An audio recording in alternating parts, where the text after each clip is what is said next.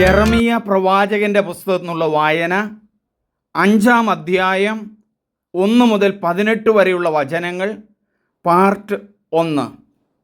ജെറൂസലേമിൻ്റെ പാപം. 1-ാം വചനം. ജെറൂസലേമിൻ്റെ തെരുവീഥികളിൽ ചുറ്റി നടന്ന് അന്വേഷിക്കുക, പൊതുസ്ഥലങ്ങൾ പരിശോധിക്കുക, നീതി പ്രവർത്തിക്കുകയും സത്യം അന്വേഷിക്കുകയും ചെയ്യുന്ന ഒരുവനെങ്കിലും കണ്ടുമുട്ടിയാൽ ഞാൻ അവളോട് ക്ഷമിക്കും. കർത്താവിൻ്റെ നാമത്തിലാണ് ആണയിടുന്നതെങ്കിലും അവർ ചെയ്യുന്നത് കള്ളസത്യമാണ്.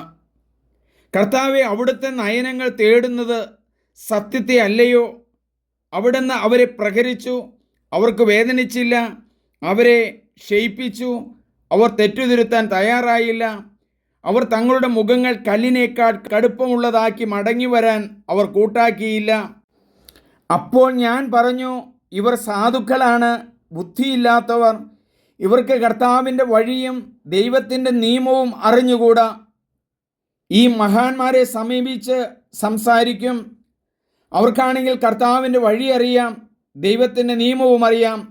എന്നാൽ അവരെല്ലാവരും ഒന്നുപോലെ തങ്ങളുടെ നുകം തകർത്തിരുന്നു, കെട്ടുകൾ പൊട്ടിച്ചിരുന്നു.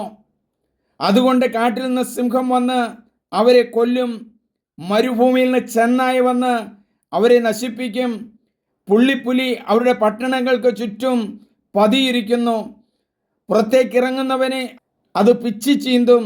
എന്തെന്നാൽ അവരുടെ കുറ്റങ്ങൾ നിരവധിയാണ്, അവരുടെ അവിശ്വസ്തത നിസ്സീമമാണ്.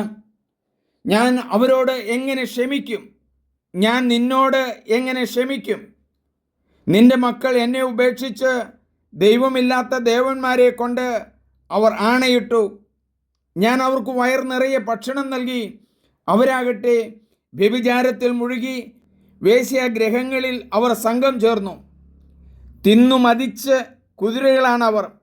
അയൽക്കാരൻ്റെ ഭാര്യയ്ക്ക് വേണ്ടിയവർ ഹേഷാരവം മുഴക്കുന്നു. ഈ പ്രവൃത്തികൾക്ക് അവരെ ഞാൻ ശിക്ഷിക്കേണ്ടതല്ലേ? ഇത്തരം ഒരു ജനതയോട് ഞാൻ പ്രതികാരം ചെയ്യേണ്ടതല്ലേ? കർത്താവ് ചോദിക്കുന്നു. അവളുടെ മുന്തിരിത്തോട്ടത്തിൽ കടന്നു നാശം ചെയ്യുവാൻ, എന്നാൽ പാടെ നശിപ്പിക്കരുത്. അവളുടെ കമ്പുകൾ മുറിച്ചു കളയുവിൻ, അവയൊന്നും കർത്താവിൻ്റേതല്ല. ഇസ്രായേൽ ഭവനവും യൂദാ ഭവനവും എന്നെ തീർത്തും വഞ്ചിച്ചു. കർത്താവ് അരുളി ചെയ്യുന്നു. അവർ കർത്താവിനെ പരിത്യജിച്ചു. അവർ പറഞ്ഞു, അവിടുന്ന് ഒന്നുമല്ല, ഞങ്ങൾക്ക് യാതൊരു തിന്മയും സംഭവിക്കുകയില്ല. യുദ്ധമോ പട്ടിണിയോ ഞങ്ങൾക്ക് അനുഭവിക്കേണ്ടി വരികയില്ല. പ്രവാചകന്മാർ കാറ്റായിത്തീരും. ദൈവത്തിൻ്റെ വചനം അവരിൽ ഇല്ല. അവരുടെ ഭീഷണികൾ അവരുടെ മേൽ തന്നെ പതിക്കട്ടെ. സൈന്യങ്ങളുടെ ദൈവമായ കർത്താവ് അരുളി ചെയ്യുന്നു. അവർ ഇങ്ങനെ പറഞ്ഞതുകൊണ്ട് എൻ്റെ വചനം നിന്റെ നാവിൽ ഞാൻ അഗ്നിയാക്കും. ഞാൻ അവരെ വിറകാക്കും, അഗ്നി അവരെ വിഴുങ്ങും. കർത്താവ് അരുളി ചെയ്യുന്നു. ഇസ്രായേൽ ഭവനമേ, വിദൂരത്ത് നിന്ന് ഒരു ജനതയെ നിനക്കെതിരെ ഞാൻ കൊണ്ടുവരുന്നു. അജയവും പുരാതനവുമായ ഒരു ജനതയാണിത്. അവരുടെ ഭാഷ നിനക്കറിഞ്ഞുകൂടാ, അവരുടെ സംസാരം നിനക്ക് മനസ്സിലാവുകയുമില്ല. അവരുടെ ആവനാഴി മരണം വിതയ്ക്കുന്നു. അവരെല്ലാവരും യുദ്ധവീരന്മാരാണ്. നിന്റെ വിളശേഖരവും ഭക്ഷ്യവസ്തുക്കളും അവർ തിന്നു തീർക്കും. നിന്റെ വിളശേഖരവും ഭക്ഷ്യവസ്തുക്കളും അവർ തിന്നു തീർക്കും. നിന്റെ പുത്രന്മാരെയും പുത്രിമാരെയും അവർ വധിക്കും. നിന്റെ ആടുമാടുകളെ അവർ ഭക്ഷിക്കും. നിന്റെ മുന്തിരിച്ചെടികളും അത്തിമരങ്ങളും അവർ നശിപ്പിക്കും. നിന്റെ ആലംബമായി നീ കരുതുന്ന സുരക്ഷിത നഗരങ്ങളെ അവർ നിലം പരിചയാക്കും. എന്നാൽ ആ നാളുകളിൽ പോലും നിന്നെ ഞാൻ പൂർണ്ണമായി നശിപ്പിക്കുകയില്ല. കർത്താവ് അരുളി ചെയ്യുന്നു. നമുക്ക് പ്രാർത്ഥിക്കാം. കർത്താവെ, വരുവാൻ പോകുന്ന ആ ആക്രമണം എത്ര ശക്തമാണ് എന്ന് യെരമീയ പ്രവാചകൻ അരുളി ചെയ്യുന്നല്ലോ. എല്ലാം നശിപ്പിക്കുന്ന ആ ആക്രമണം, അവരുടെ യുവാക്കന്മാരെയും യുവതികളെയും കൊന്നുകളയുന്ന ആക്രമണം, മുന്തിരിച്ചെടികളും മുന്തിരിഫലങ്ങളും നശിപ്പിക്കുന്ന ആക്രമണം, കുഞ്ഞുമക്കളെ കൊന്നുകളയുന്ന സംഭവങ്ങൾ എല്ലാം കാണുന്ന ആ പ്രവാചകൻ്റെ, യെരമീയ പ്രവാചകൻ്റെ രോദനം, ഹൃദയവേദന ഞങ്ങൾ മനസ്സിലാക്കുന്നു. ഞങ്ങളിലേക്കും കടന്നു വരുവാനുള്ള ആക്രമണവും ശിക്ഷയും ഇതെല്ലാമല്ലേ? എത്രയോ സ്ഥലങ്ങളാണ് യേശുവിൻ്റെ നാമത്തിൽ സ്ഥാപിക്കപ്പെട്ട ആ സ്ഥലങ്ങളെല്ലാം നശിപ്പിച്ചത്. കൈയടക്കിയത്, ദേവാലയങ്ങൾ മോസ്കുകളാക്കിയത്, ദേവാലയങ്ങൾ മറ്റു മതസ്ഥർ കയ്യേറി മ്യൂസിയവും മറ്റു പലതുമാക്കിയിരിക്കുന്നത്. യമൻ എന്ന് പറയുന്ന രാജ്യത്ത് കർത്താവ് ഞാൻ പോയിരുന്നു.